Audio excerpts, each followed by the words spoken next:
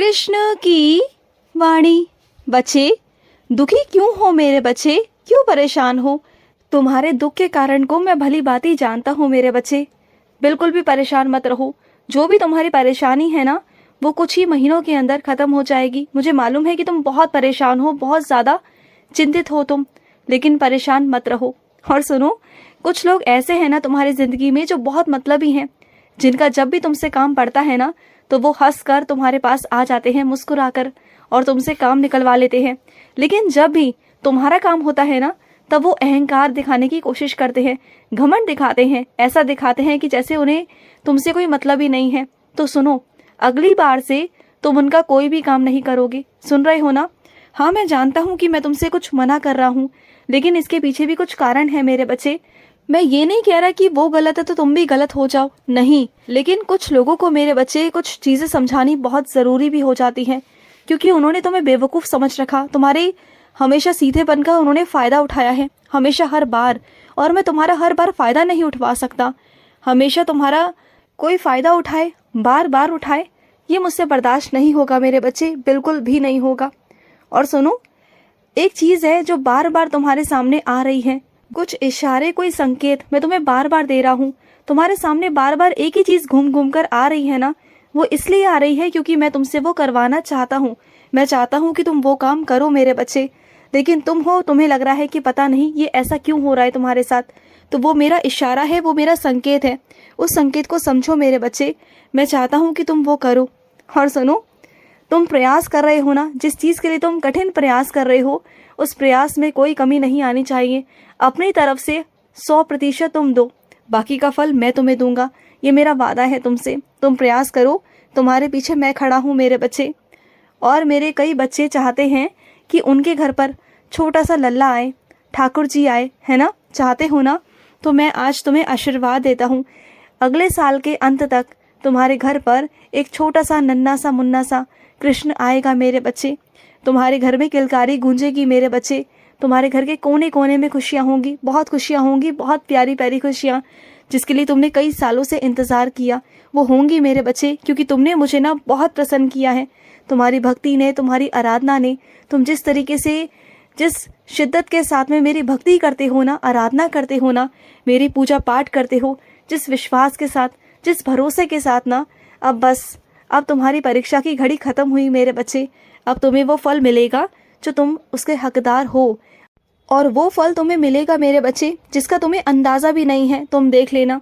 और आने वाले वक्त में ना, तुम मेरे पास आना अपने उस आशीर्वाद को लेकर, जो मैं तुम्हें आशीर्वाद देने वाला हूँ ना। तुम मेरे पास आना मेरे बच्चे, उस बच्चे को लेकर मेरे पास आना, मेरे दरबार में आना।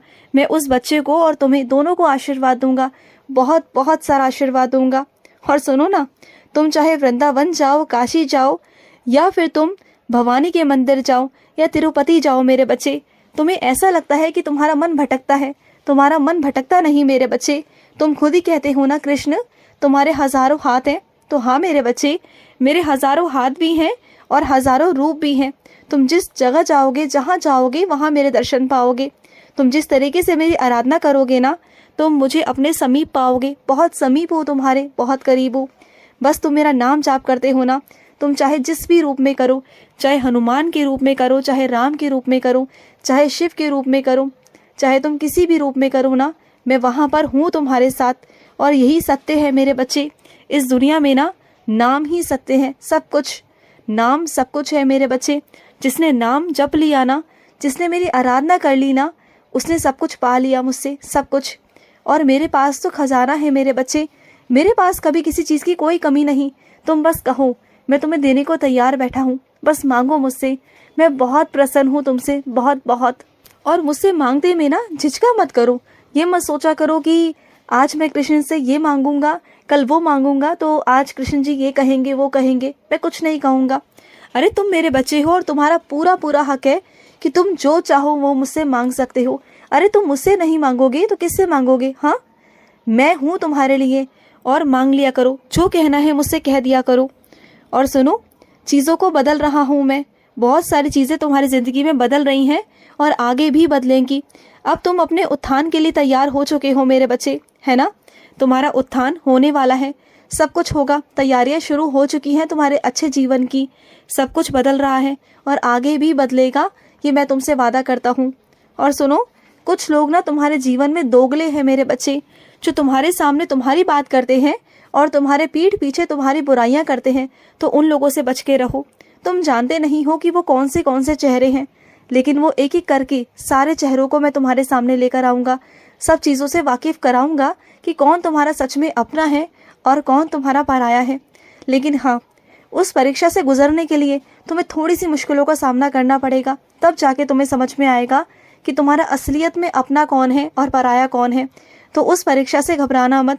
वो परीक्षा तुम्हारी थोड़ी सी कठिन होगी, लेकिन तुम बिल्कुल मत घबराना। मैं तुम्हारे साथ रहूंगा, उस वक्त भी और आज भी तुम्हारे साथ हूँ और आगे भी तुम्हारे साथ रहूंगा।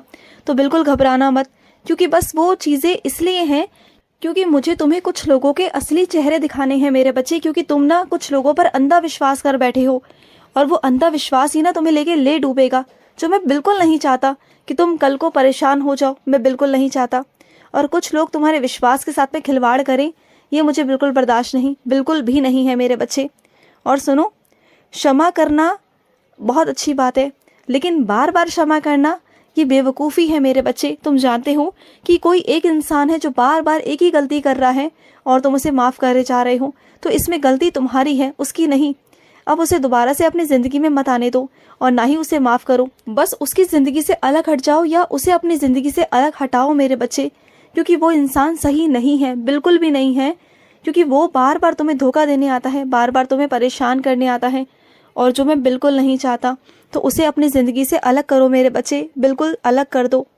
और सुनो, तुमने अगर मेरी भागवत गीता उठाई है, तुमने शुरू की है मेरे बच्चे, तो विश्वास रखो कि तुमने जिस श्रद्धा और जिस भाव के साथ में उठाई है ना, पढ़ना शुरू की है, तो देखना तुम्हारे जीवन में कैसे कैसे परिवर्तन आएंगे, कैसे कैसे परिवर्तन आएंगे तुम खुद सोच भी नहीं सकते। और कुछ मेरे बच्चे छोटी सी भागवत गीता को भी ना अपने जेब में, अपने पर्स में लेके चलते हैं। जब भी उनके मन में कोई प्रश्न उठता है ना, तुरंत भागवत गीता खोलते हैं और उन्हें उनका उत्तर भी मिल जाता है, और वो उत्तर मेरा जवाब होता है। और वो मेरे बच्चे जो मेरे आदेश पर चलते हैं, जो मेरा पालन करते हैं, जो मेरी भागवत गीता के अनुसार चलते हैं ना, वो कभी भी जिंदगी में ठोकरें नहीं खाते। वो हमेशा आगे से आगे बढ़ते हैं, उनका विकास होता है, उनकी उन्नति होती है। उन्हें फिर आगे बढ़ने से कोई रोक ही नहीं सकता, क्योंकि उन बच्चों के ऊपर तो मेरा आशीर्वाद होता है ना, उन पर मेरी रहम नज़र होती है।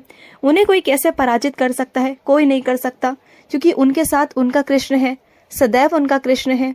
और सुनो, तुम्हारा अब वक्त है आगे बढ़ने का, तो आगे बढ़ो। पीछे मुड़ के तुम्हें देखना ही नहीं है मेरे बच्चे, क्योंकि पीछे मुड़ने का सवाल गया मेरे बच्चे। वो चीज़ें गई, पीछे मुड़ने वाली चीज़ें गई, पीछे मुड़ के देखना गया मेरे बच्चे। अब तुम्हारे जीवन में मैं आ गया हूँ, अब तुम्हें पीछे मुड़ के नहीं देखने दूंगा, क्योंकि तुम्हारा अतीत ना दुखों से भरा हुआ है, संघर्षों से भरा हुआ है। अब मैं पीछे मुड़ के नहीं देखने दूंगा।